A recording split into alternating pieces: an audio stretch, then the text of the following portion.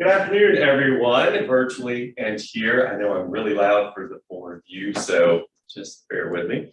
Good afternoon. My name is Craig Byler. I'm the director of the Office of National Fellowships here at Florida State University, and today we're going to talk about the Truman Scholarship.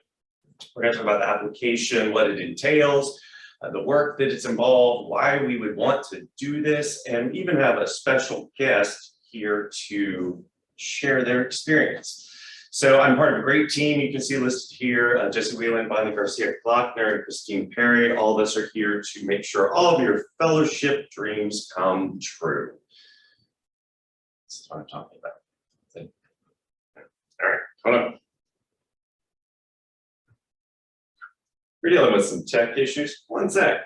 Some demons again? It's a thing, right?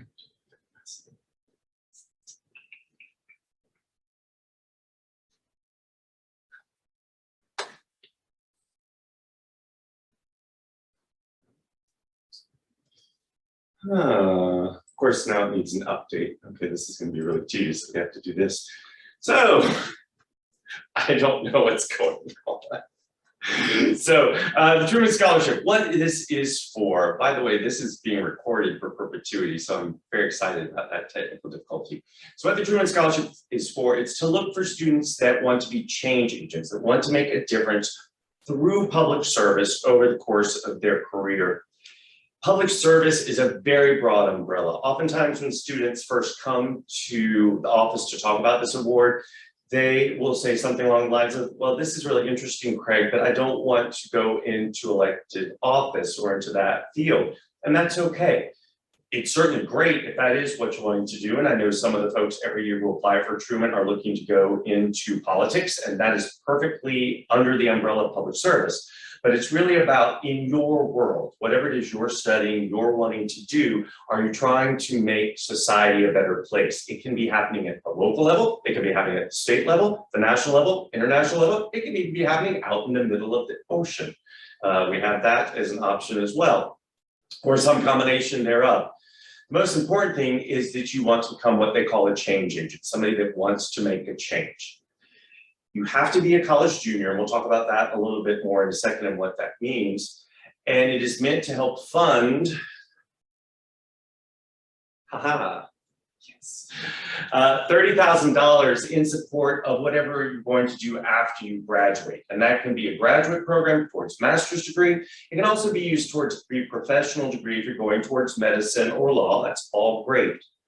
What else the award provides, I think more so than many of the other awards we work with, is a sense of community. The fellowship name is very apt here. They will bring you together with 59 other third-year students from around the country who share a commitment and a passion for change.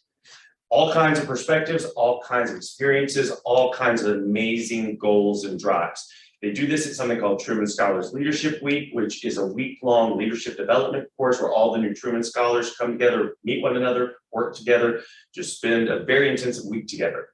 You also have the Summer Institute, which would happen a year later, the year after you graduate your traditional fourth year. And then that's done in DC. It's an 8-week program, right? 8-week program where you're basically in DC, building on what you do in Leadership Week. But the cool thing, I mean, all of it's cool, but the really cool thing is they work to find you an internship in DC or the greater DC area that is really relevant to what you're wanting to do, to introduce you to people, to give you some experience on the ground, seeing how government works, whether you're planning on going into government work or not. It's an invaluable opportunity.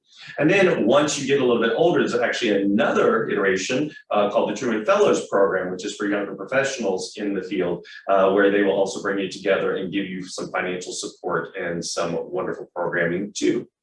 This isn't working, but this is. So am I eligible or am I legal? Sure, why not? You have to be a US citizen to apply, right? And that's first and foremost. If you are here or listening to this presentation and you're not a US citizen, but this program is interesting to you, please still make an appointment with us. Don't just stop here. Maybe walk through a little of it to at least to the end so you can see how to get in touch with us. But come in and talk to us because we do have some programs that you may be eligible for.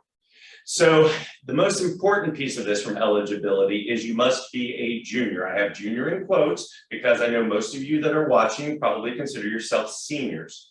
They use junior in the traditional sense, meaning third year student.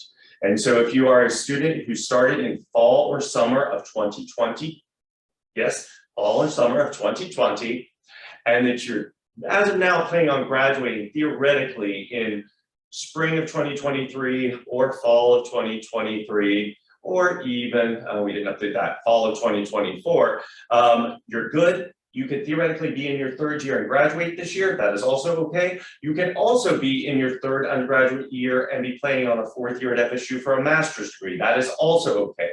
Sidebar, you would not use the Truman to apply for that fourth year here, right? That is actually considered sort of part of your undergraduate time at the university. Most of you, if you're Florida residents, will still be using Bright Futures for that. It's what comes after that traditional fourth year that they are looking at. I get that question every year. It's like, well, I'm getting my master's degree in the fall of 23. Can I use Truman for that? That's not what they're looking for. They're looking for then what comes next after your time here on the Florida State campus. And then you also have to be enrolled full-time at the time of the application.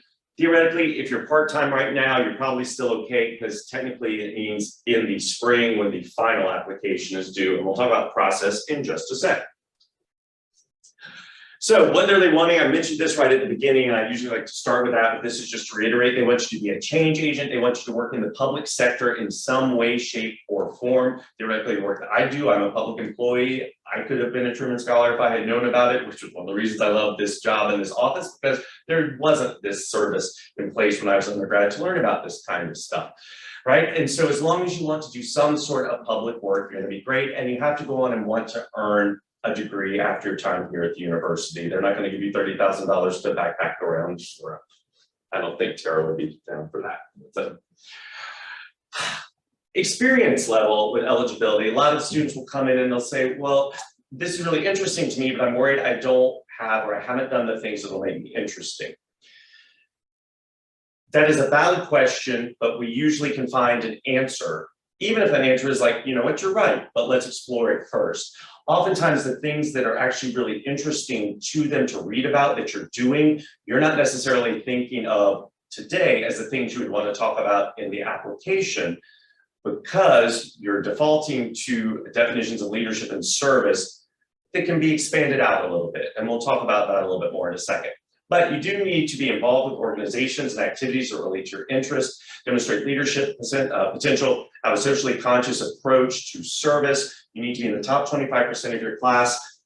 Government experience, they say some, it really depends. It's an election year. They like to see some engagement with the electoral process, if possible, if you don't have other government experience, but it is not a deal breaker by any stretch of the imagination. Unless your thing is like voter reform and for some reason you're not doing any work with elections, then that's kind of strange. But otherwise, you're probably going to be okay. They're looking for participation in 2 or more of the following. So student government or campus-based extracurriculars, community service related activities, government activities, or partisan political activities. Now, you can see under student government that it's campus-based. They do not count that as government because it is on campus. That's the other reason we put fraternity or sorority activities as separate from community service, because again, those are considered campus-based, even though they're out in the community. If it emanates from the community, that's a campus activity. But if it's out in the community, it's a community activity. It's a nuanced thing, and we'll talk about it one-on-one for your own particular circumstances. What it really comes down to is you can't double dip. You can't claim something as a community service and a campus activity simultaneously. The application, this makes it look so much shorter than it actually is. So the application basically has 3 main components. It has lists, it has short answers, and then it has a policy proposal. The lists are here in the first bullet point: high school activities, college activities, civic activities or service activities, professional activities, government activities, and a list of awards. There's several short personal essays, including one about a graduate program that you would want them to fund, as well as your career plans. And then there's a policy proposal, which is your idea to solve part of a larger societal issue, whatever your issue happens to be. They're not asking you to solve global warming in a one-page document, but rather what's one aspect of something for this larger issue that you could address in a very impactful and pragmatic way that they can read through like, oh, I get how you think about this, how you think this through. This is how you do creative problem solving around a sort of insurmountable issue, of which we have many. So it's good. I'm not going to go through all of these. This is more for your reference. I will use this as a point to say that all of you that have registered online for this, I will follow up this presentation with an email probably tomorrow with a link to the video presentation. For those of you that may be here in person that maybe didn't sign up on the online one, just make sure I have your email, or you can still go in and register. I know most of you are, so I can just make sure you're on there, so make sure I know who you are, and we'll be good. And so you'll have access to this. You can go back and look through this. And the follow-up will also be, hey, let's set up a time to meet, in which case I'll actually send you a PDF of the application. You'll be able to look through these as well. But basically, you're going to have your sort of what you've done, questions in terms of your leadership, your service, and what's important to you. And then what are you going to do, questions in terms of graduate school and your career. You also need 3 letters of recommendation. So you need a leadership letter, a public service letter, and an academic letter. Unlike other programs, all of these letters do not need to be from professors. They certainly can be, but you want to have somebody that can speak to the specific case of each of the letters. There's a specific prompt for each in terms of, we want a leadership letter to illustrate your capacity for leadership, somebody that can corroborate the leadership example that you write about in the application. The public service letter is somebody that can speak to your commitment to a career in public service. Oftentimes, this will be somebody that has supervised an internship or something along those lines. And then the academic letter, of course, will need to be from a professor. That would be similar to the letter you would ask for a graduate program, a law school, med school. It's a first round for that for most of you. It's practice so that when a year from now you're applying to those other programs, they already have a letter in the bag for you. The leadership and the service letters, as I mentioned, do not need to be from academics. However, none of the letters can be from peers. That is the one caveat. You cannot have a senior in a program that you're in write the letter from you. They do need to be from professional folks that are in the field, that are doing the work or doing some kind of work. And then official transcripts. If you make it to the final round or the campus deadline, I don't want you paying for full transcripts. You can just give me an unofficial transcript. That is okay. So what does that mean? I can do an okay unofficial transcript at first, and then I may need an official one. That's part of the process. The university can nominate up to 4 students annually for this award. Every college in the country is like this. All of us can nominate up to 4 students every year. For that reason, we have to have an internal process that requires our applications to actually be due at the beginning of November. So Wednesday, November 2nd, which is a little over 2 months from now. We do this so that we have time for our faculty committee, which is comprised now of about 7 different faculty members from around campus who have an interest in this type of work, and for you all as students. They will interview everybody over the course of the month of November, and then they will select the 4 nominees. I will let you know if you're a nominee before we head out for winter break. And then when we come back from winter break, we spend the month of January fine-tuning with all the nominees in a fun way that I'll let our guests talk about. And then everything is due for me to turn in to them on February 7th. If you're one of those folks, then I need an official transcript. Good news is you don't have to remember any of this today, because we can talk about it in the future. This is just here for your reference so that you understand. And then the interviews are usually held in March. Our region, and Truman has 16 regions these days, I believe. Our region is held in Atlanta, and it's Florida, Georgia, Alabama, and South Carolina, although they shift it every once in a while and pull a state out, put a state in. The interviews will be held in March, and then we usually find out who the scholars are second week in April. So a whole year from now is the process. Yeah, it's a good one. So that being said, I've invited our 2022 Truman Scholar, April Hunter, who's actually here in person. And she's going to speak just a little bit to you all about what this application process was like, what her fears were going into this, what her confidence was, what the process was like, from start to finish, and then how it has been being a Truman Scholar. Everybody, this is April. Yes. So hi everyone in the room and hi everyone on Zoom. My name is April. I am a 2022 Truman Scholar, and so I'm a rising senior this year at FSU. And my major is environmental science and policy, and I have minors in urban regional planning and social welfare. So I got started with this process a little bit differently. I didn't attend a session, so you guys are already one step ahead of me. As Dr. Feiler is one of my mentors through the Presidential Scholars Program, in one of our meetings, he brought up the Truman Scholarship. And at first, my biggest fear was that I didn't want to go into politics. I want to work for the Ppia in some capacity, but not through like a political career. So I'm not one of those people who either wants to get elected to a position or like be the president of the United States or like be governor or anything like that. My focus is really environmental science based and issues with diversity and environmental literacy and environmental justice. And so I didn't necessarily see how such a STEM-based major and a STEM-based career path could translate into this, but it translated very well. And so for the process to get started, looking at the list of essays, I'm sure is very daunting, and it is daunting as you go throughout the process, but really they just want to know about, like the Truman Foundation just wants to know about who you are and how you want to impact the world. And I think a really important part of that, not just how you want to impact the world, but who you are as a person is very important to your application. So for me, I'm very interested in environmental justice, and in the fall, around the same time that I was applying to Truman, I took a course and I learned about Cancer Alley, Louisiana. It's a part of Louisiana where 1 in every 3 people die from cancer diagnoses, and it's kind of theorized to be related to the air pollution in the area. So there's carcinogens that are polluting, and then people are exposed to those because of their proximity, and then they're dying from cancer. And so that is an environmental justice issue, and that was something I was very passionate about. So I came to Craig with that idea. And for the policy proposal part, that's what you have to do. You have to pick something that you're just passionate about. It doesn't have to be politics. Mine was very far away from the political spectrum. And the people that I got to work with as I got through the process, we were all kind of very far away from the strongly political spectrum. And you tell them, 1, why it matters to you, what you can do to fix it. So you do have to theorize a problem and theorize how to solve it. It doesn't have to be something that can be done tomorrow, but it does have to be something that you're passionate about the way that it solves the problem. And then you talk about what challenges and obstacles there are adjacent to the other application questions, which are asking about leadership and service and everything in between. And so when I finished my application, I submitted it to Craig and was doing my interview here at HSF for hopefully one of the 4 internal nomination spots that FSU has.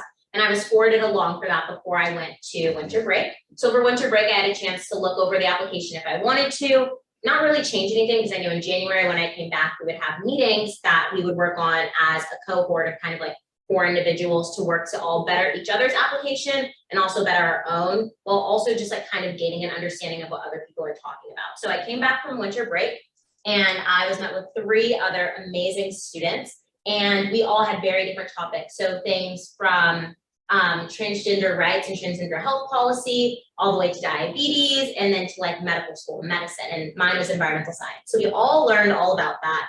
And we sat in a room on Thursday mornings at 8 a.m., which is very early, but it is worth it, I promise. And we worked on every separate section of the application every week. So Craig would give us 1 question for that week. So it would be, this is your leadership week, this is your service week. We would go and we would work on them individually at home, bring them back, and we would workshop them as a group. We would share them all in a Google Doc. I would edit the other 3 people's, they would work to edit mine. And it was really, really helpful with not just things like your concept, but grammar and punctuation, and does the sentence make sense? Is it easy for people to understand your problem? Because that's something that I've learned a lot at Truman Leadership Week this year is, it is one thing to know a lot about your own issue, and it's one thing to be able to communicate that. Those are 2 very different things. And so even though I thought I was communicating super clearly about environmental justice, being able to sit and talk to 3 other individuals on campus really helped me to understand how to communicate my message better. So we did that for 4 Thursdays in January. It was really great. And at the end of every session, there is a Chick-fil-A chicken biscuit that awaits you. So that is always great. I ate it on my way to my aerobic dancing class every Thursday. Yes, it was, I just needed a PE credit, type 1 credit class. So I was doing aerobic dancing, ate my Chick-fil-A biscuit. It was a great incentive to wake up and be here at 8 a.m. And then after that, I was actually a student who decided not to submit my application in Florida. So Craig and I had a little conversation about this. I'm from Illinois, and if you're from out of state and have a permanent residency at your out of state location, you have the opportunity to submit either here in Florida or in your home state. I chose to submit in Illinois. I knew people submitting in Florida are amazing applicants, and usually when I do things, I use Illinois as my permanent residency. I'm an Illinois native, so I just submitted in Illinois. And I was named a finalist for the state of Illinois in around March. So at that point, because interviews were virtual my year, so last year, I got to conduct my interview virtually, and it was around the middle of March that I conducted my interview right after spring break. And it was really one of the hardest interviews I've ever done in my life. I don't say that to scare you, but I say that to tell you that like this process will demand a lot out of you. And it will demand a lot of you in ways that are probably very novel. So I'm one of those people who's very comfortable speaking to other people. I love interviewing. However, I did have to prepare for this interview because it's a variety of questions about not just your topic, but about how you view the world and things happening in the world. So at the time of my interview, one of the most trending news topics was the war in Russia and the Ukraine, the war in the Ukraine with Russia. And that was something that I knew nothing about. It was not my field of interest, but it pushed me to learn more about that because those are things that you can get asked questions about, current events, anything that is your topic adjacent, you can be asked about. So my interview was one of the most difficult interviews I've ever done. However, it was probably one of the best interviews I've ever done because the questions that they asked me were really delving into my perspective and my view of the world, my application topic, and just like what Truman would mean to me. And so that was great. I also, I did get the question, what do you like to do? You get questions like that too, not just super technical and related to your field. And so after that interview, went about my life waiting for an email that said, I didn't get it, or I did get it or something. And one day I was lucky enough to receive notice that I was a Truman Scholar. And so it was probably it was the best day of my junior year at all, and probably one of the most transformative days of my life. And you kind of don't know what to do from that next step. Like, you're a Truman Scholar, the school is going to be so proud of you. I'll be so proud of you. Dr. Fowler will be so proud of you.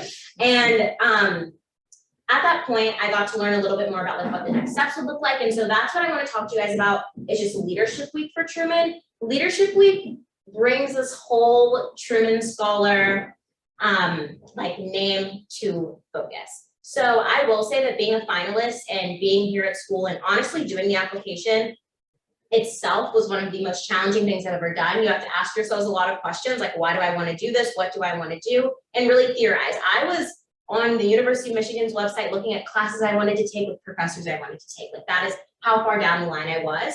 And through that process, and literally just through the application process, I learned so much about myself that now whenever I apply to grad school, I feel like I have 12 plus essays that are already ready to go. And I know what I want to do in such a novel manner that I didn't know before the Truman process in general. So at Leadership Week, you'll get to meet 50 or so other amazing students who are all across the spectrum, students who want to go to medical school, students who want to work internationally, students who want to be the president of the United States, and who are all working very critically to get there. And so from that, you learn a lot more about the foundation, what it's located in DC. You get to learn about Summer Institute. Summer Institute is what I'll be doing next summer. You go to DC, you get a list of all these amazing places that you can work, all the way from the Department of Commerce to the White House, and then nonprofits. So any nonprofit you've ever heard of that's located in DC, you can work there. And for me personally, the Ppia or nonprofit are kind of what I want to do this upcoming summer. And they help you secure an internship there. You apply and they kind of pull their Truman strings to make sure that you get to do something that you want to do, where you want to do it, and you get your living situation paid for. You live at George Washington University for the summer, I believe. And you have Truman weekly meetings. Last year, for this summer, Truman's got to meet with Pete Buttigieg, who is the Secretary of Transportation, I believe, and at their Summer Institute. So that was really awesome. And I just wanted to go a little bit further and say a lot of public servants are Truman Scholars and are elected officials, but a lot of public servants aren't. And it's really realistic to not want to work in DC after your Summer Institute ever again, to not want to touch the government ever again after you're a Truman Scholar. And if you're in STEM, or if you're in the humanities, or if you're even in engineering, there's a place for you at Truman, and that's what Truman Leadership Week taught me. I thought I was gonna go into a place where everyone who applied literally wanted to be the president, and some people do, and that's amazing. But there's also a plethora of people who want to be professors, PhDs, go to law school, go to medical school, and everything in between. So I don't know if anyone has any questions, I can answer those, but that's really my Truman experience. We'll do questions at the end. Awesome. Thank you. Yeah, I'm Yes. reminded of the young lady who like the small farms. Yes, she Like- worked on farms. Yeah, it's fascinating. Like she's like just thinking about like small farms and like the problem with like large farm subsidies. Yeah. And I feel like I learned a lot that I can't articulate back now. So it's okay.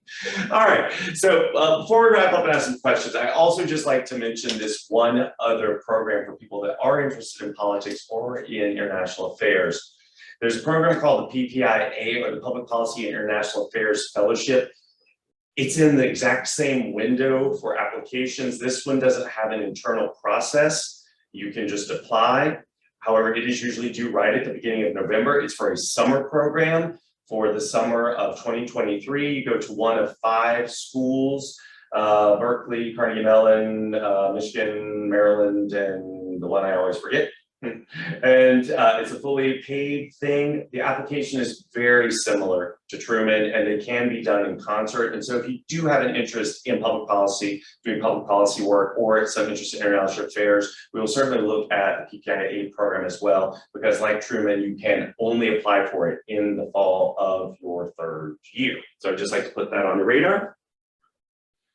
Here it is. Minnesota, Carnegie Mellon, Princeton, Berkeley. Okay, so that's right. They moved Maryland off Minnesota in the M's. So there you go. All right, maybe one more. Okay, so here's another summer program just for fun. Humanity in Action is a program for people interested in human rights, both international and domestic. These are summer programs. This one's due in early January. The application for this is can you call an application fun? I think it's fun. This one you actually react to a piece of media. Sometimes it's an article, sometimes it's a movie, sometimes it's a short video series, but they will give that to you and then you write an essay response to that particular piece. But it's always around this idea of human rights, of civil rights. They started the domestic one sometime pre-pandemic by a couple of years. It's in Georgia. So you can do a domestic program around civil rights, or they have these multiple countries in Europe where you can study human rights. And then they all come together into the summer, and it's the students that have gone have been wonderfully impacted by this, and they've been from all kinds of disciplines. We've had STEM students apply for this, film student went once, certainly students in the College of Social Science and Public Policy apply for these as well. So just be aware of this one. And then just if you don't know, if you're in the College of Social Sciences, please consider applying for the Social Science Scholars Program. This is for students in their 3rd year moving into their senior year. It's due this fall. The application may even be open by now. Dr. Mayo and Dr. Tom usually open it around now, but you can apply for Social Science Scholars. You can be in your 2nd year and apply for this, so some of you may already be in there. But this is one I want you to think about too. This is support from the College of Social Science and Public Policy. They do a class, they give you money to do a project over the summer, and it stacks very nicely on what Truman is doing as well. So how we can help. So application management, this means any sort of questions about the application, of which you will have many. I'm here to field those questions. If for some reason I don't know the answer to it, I know who to ask at Truman so we can get an answer for you. We talk about who's going to be the best person to write the different letters for you. Certainly any resources you might have in terms of former recipients, former applicants, letting them help as well as other folks in the office. The bulk of it's essay critiquing, so if you think you're a good writer, you're wrong. At least in this context, it's a different type of writing. Most of you aren't used to having to capture everything you need to capture about something in one paragraph. And it's a very specific skill. Most of us, myself included, you're told to write a 5-page paper. You're like, I only got 3 pages worth of stuff to say. So we just have the muscle memory. We know how to spin lots and lots of words to fill space. Here it's going to be too many words, too many words, too many words, too many words. Let's get down to the essence of what's happening. And so we'll do a lot of that. And then in context for specific questions. And then specific contact information. So are either of you on the Zoom by any chance? No. Okay, that's fine. I was just going to open the chat window so I can see it. So let's see if we have any questions. Maybe one thing while I open this up, Brill, is could you talk just a little bit about the application process, what that was like? How was your September and October last year? Yeah, I can talk to the application process. So September, I didn't realize it started as early as it did.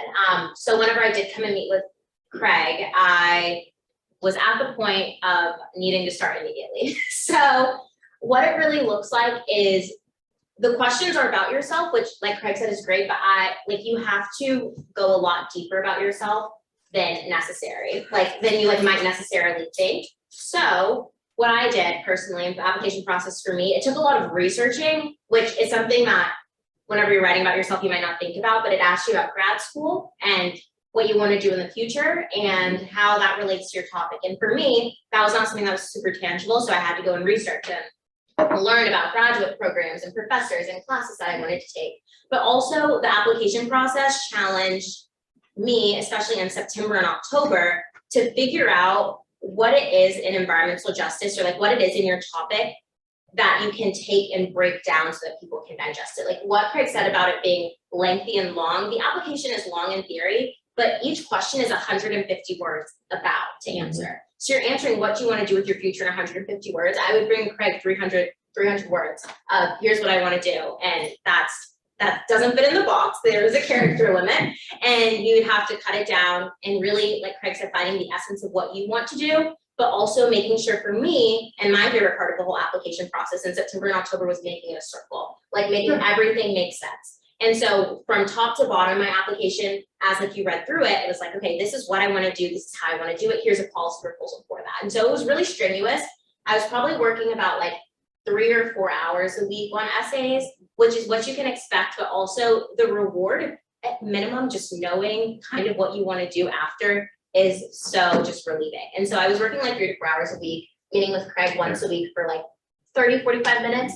And then in January, it was different. But yeah. Yeah, it's this idea that basically becomes a little class for half the semester where it's a directed individual study where the subject is you, and we will set a standing meeting for September and October, and we basically meet that same time every week, and we will I have a very strategic approach, not surprisingly, to how to do this in terms of where we start and just it's not finish the whole thing at once. We'll take it a couple of essays at a time when we build it in a really structural way. So my encouragement is for each of you to reach out to me so we can schedule a meeting next week to just see if this is something that you would want to do. No expectation in terms of having to have anything done. I might ask you for a resume if you have it to send it to me, but no writing to do yet unless you're just chomping at the bit to write some, in which case, I can give you that too.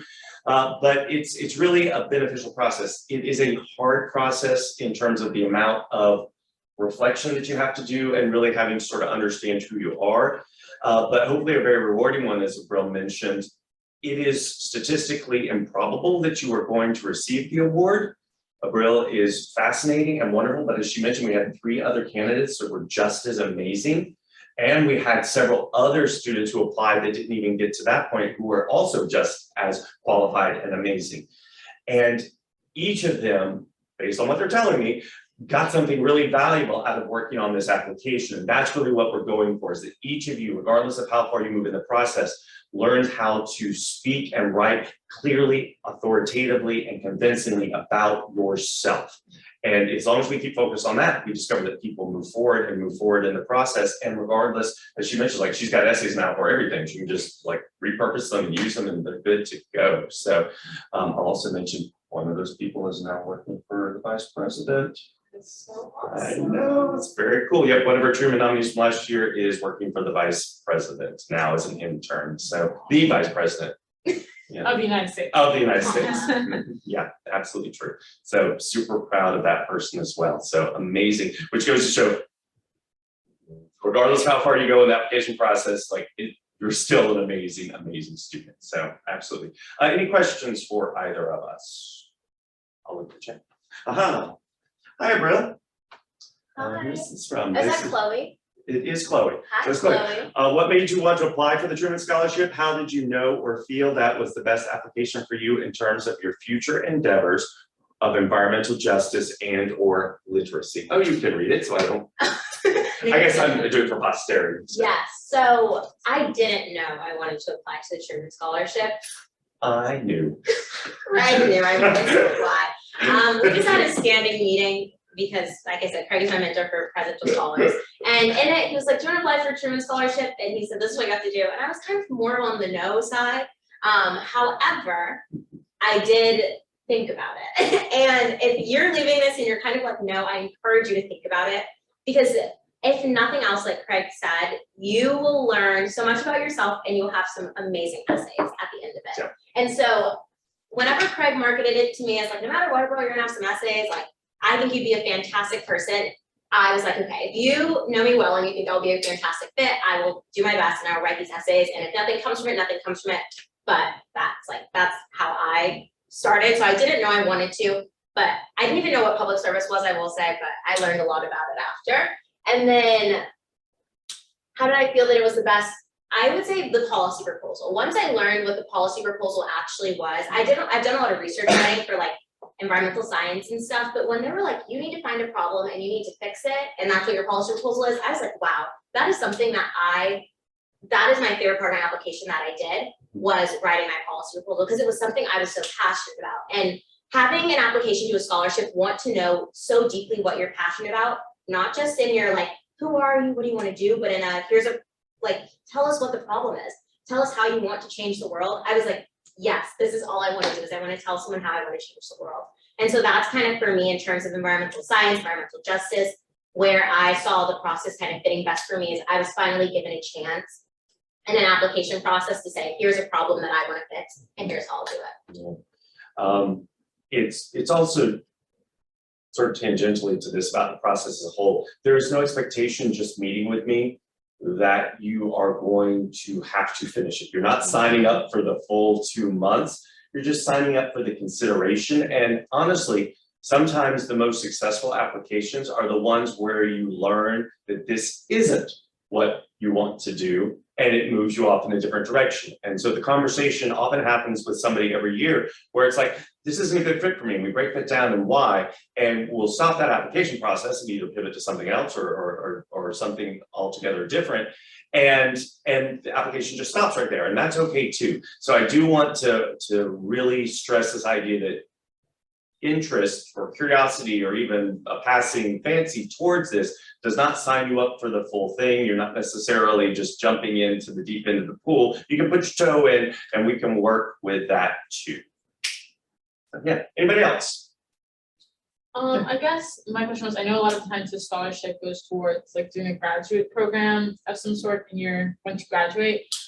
Is that presumed to be the fall after you like finish senior year, like you'll go straight into that graduate program? It doesn't have to be straight in. Right. Right? You write the application as if it's straight in, but like in practice, they don't, like you can go work for like 2 or 3 or 4 years. Like Okay. you could go to Truman Leadership Week and find like a position somewhere, and they'll totally support you if you want to go off and work, and they just basically hold the funds for you until you would enter school. Okay. I actually know of a Truman Scholar who has never used their money. You know of this scholar too, believe it or not. I do, they told us. Yeah, is somebody they talk about? Yeah, so Dr. O'Shea, our provost, is a Truman Scholar. He never used his Truman Scholarship money. Is it still waiting? Theoretically, he has his PhD because he got a Rhodes Scholars, and so he went to Oxford and Rhodes paid for it. So his Truman money is still there, so he didn't need it. Tara's never used hers either. Oh, that's right, She told Tara. us Yeah, that. Tara's never used, the program director there, who's a Truman Scholar, she never used hers either. I will say the one thing that they do have like a time requirement on is you do have to commit years to public service. Correct. after you graduate, whether you use it or not, you have to dedicate, I think it's 3 out of 3 of your 7 years post-graduation to public service, which just means you can't work for like a private organization. You have to work for like a .gov, a .edu. You can't work for like a .com. Oh, interesting. Yeah. Okay. That's the only caveat. But theoretically, like, that's the thing you're excited about, you know, Yes. it's really a non issue. Right, Yes. yeah. Anybody else? No mind? All right, well, we will wrap this up here. And so you see my contact information. Best thing to do is to email me. About say you can email me right now if you want.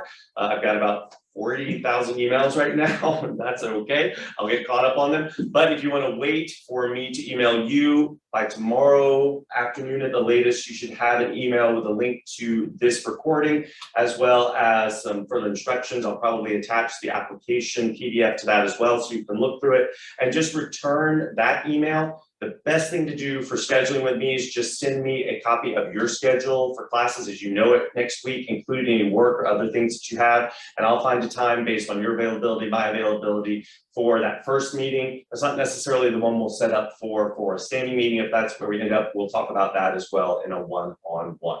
Otherwise, thank you, Brill. Let's give her a hand. Thank you all for listening. If there's anything I can do, questions here, or you can also contact Jesse or Bonnie. Thank you so much for your attention, and I hope everybody has a wonderful fall.